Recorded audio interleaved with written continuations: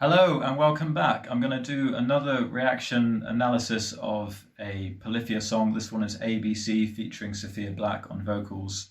And I've got the guitar this time because I'm actually going to just play a really simplified version of the chord progression and the melody, just to show how they fit together, because this is really pretty much like an old-fashioned jazz tune in a way, in a sort of simple way. The chord progression is just like a jazz piece, but obviously you've got the whole kind of pop style to it that seems to come together really, really well.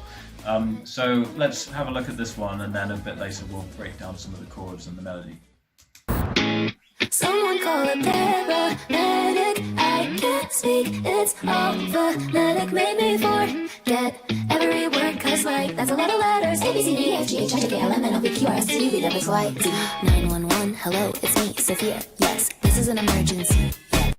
Okay, so yeah, the video is very sort of childish, isn't it? But you know, that's all right. That's okay. We can still be men, and we can still be cool and watch videos with teddy bears. I love teddy bears. So yeah, let's get into it. I've just noticed actually she's got she's got sort of like a, what's the word? A belt. Got the just basic words just desert me at this point. A belt and almost like a sash or something. It's made of teddy bears. So yeah. Lots of teddy bears. Oh, she's even got teddy bears in her hair. So this is the thing about these videos. When you do these analysis videos, you notice all the little things, all these teddy bears. Okay, serious. I'm a serious musician. This isn't just about teddy bears, okay? This is serious. Right, so the chord progression is really, when you break it down, I'm not going to try and do all the crazy stuff that Tim does. I'll leave that to Tim. But the basic chord progression, when you break it down, is a major, and then like a G dominant 7, which is G sharp, that is dominant 7. You could play A major 7 really at the beginning, and then G sharp dominant 7, and then a C sharp minor 7, and then it has an F sharp minor 7, E7, and then back to the A major 7. And it pretty much does that each time round. There's a variation, of course, because we play the first time,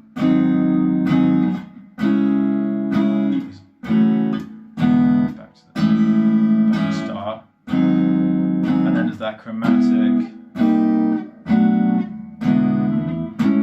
Okay, so that chromatic part, which has the alphabet recited very fast over it, and then the guitar players start doing these really cool arpeggio patterns that follow those chords really, really nicely.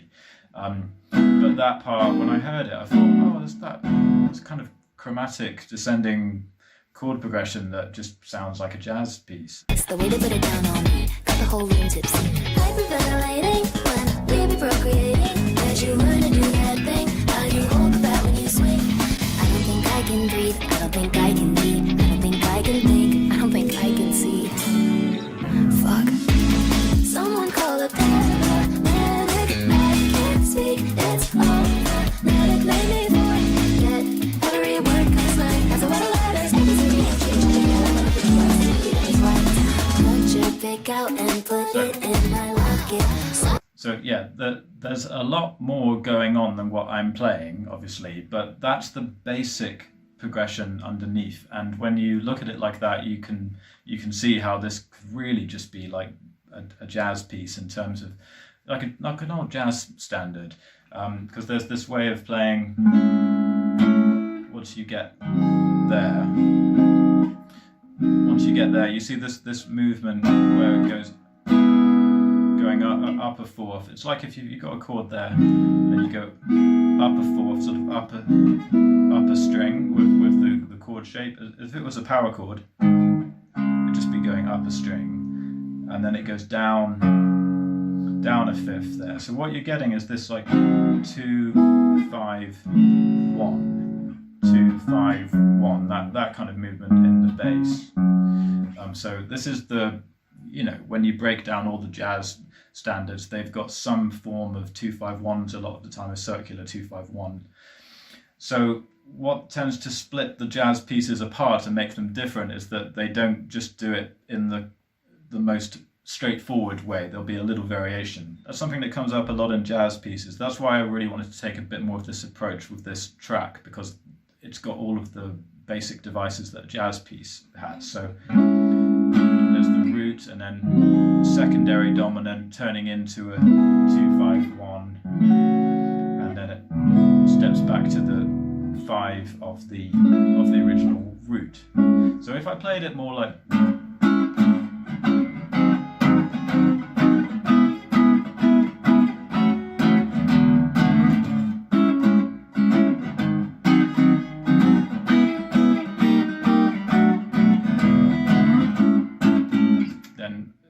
sound just like an old-fashioned jazz piece. So yeah, let's keep watching. I could kiss you whenever I wanted. I've been waiting when baby procreating. Heard you wanna do that thing. Now you hold it back when you swing. I can breathe. I don't think I can be. I don't think I can think. I don't think I can see. Shit. Someone call a paramedic. I can't speak. It's all phonetic. Maybe forget every word.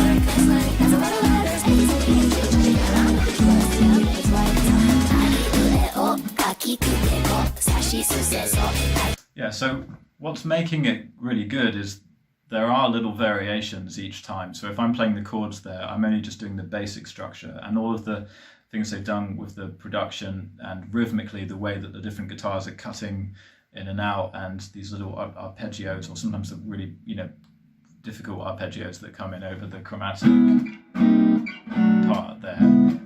Just a beautiful like cascade of flurry of all of those notes, and it's brilliantly put together. And I think the whole pop element that, well, it's really pop, isn't it? I think that pop is sort of like the main ingredient going on here with the kind of vehicle of jazz harmony, but they pull it off so well. It really works fantastically.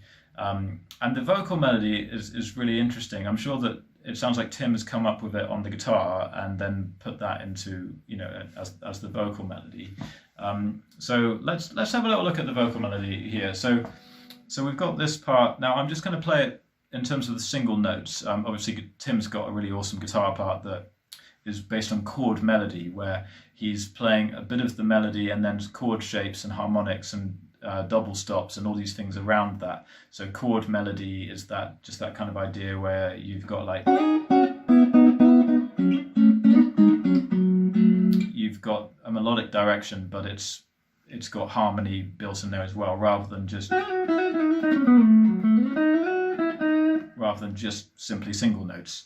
But I'm going to play it just with the single notes, partly because I just want you guys to see the bare bones of the melody, and then we can actually see how that relates to each chord as well. So just the basic melody.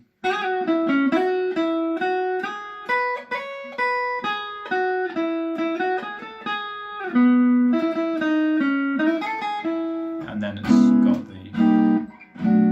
all of the different arpeggios over those chords. So it's straight away hitting on the major 7 of that A chord.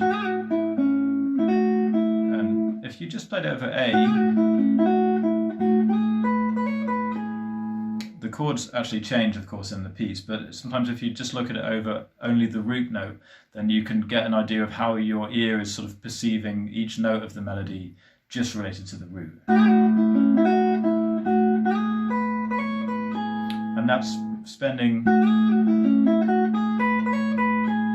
time there coming back to that major 7th, so it gives it that sweeter sound.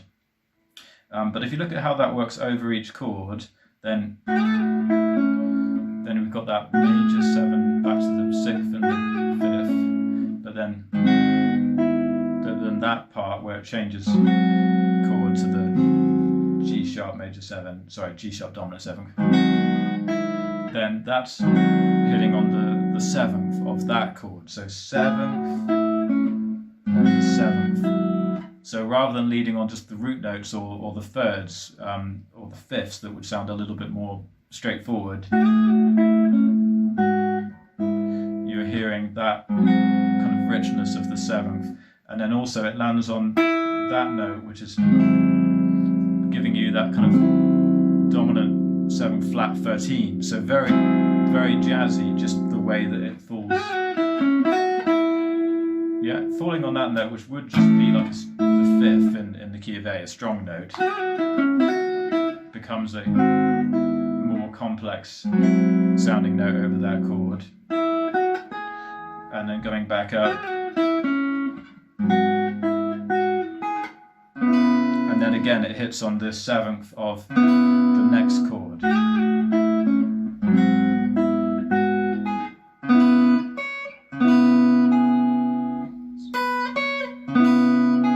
And then coming down to the F minor 7, but F sharp minor 7, but also landing on the 7th. So it really follows the 7th degree on each chord, and then this E, that happens over the E major chord.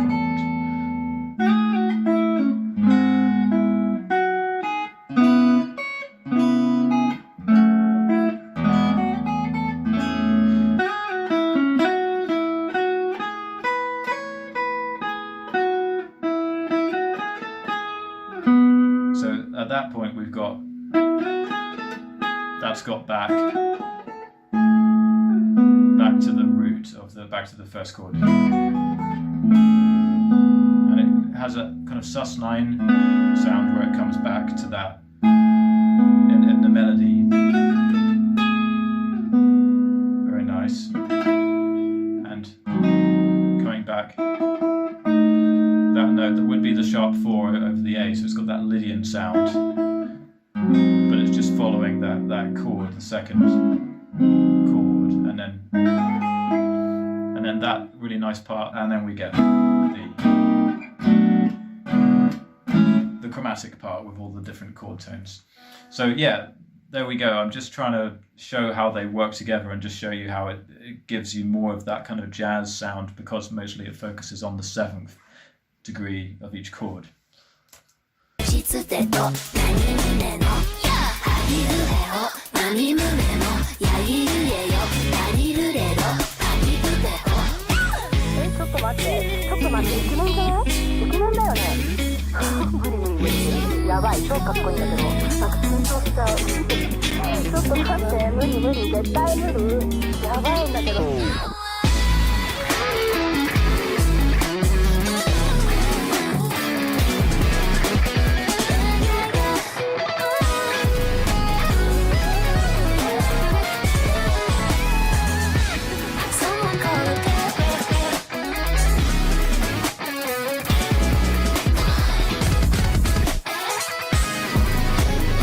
It's great how the guitars come in more strongly there, so it's still carrying the melodies so well. It's the same chord progression throughout the whole piece. As I said, there are a few variations here and there, but it's pretty much just the same chord progression.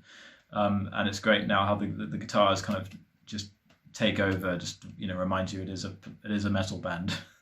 So funny, it's so pop, but they are a metal band, so it's cool that they can kind of still bring a bit of that fire to it. I think it actually works really well.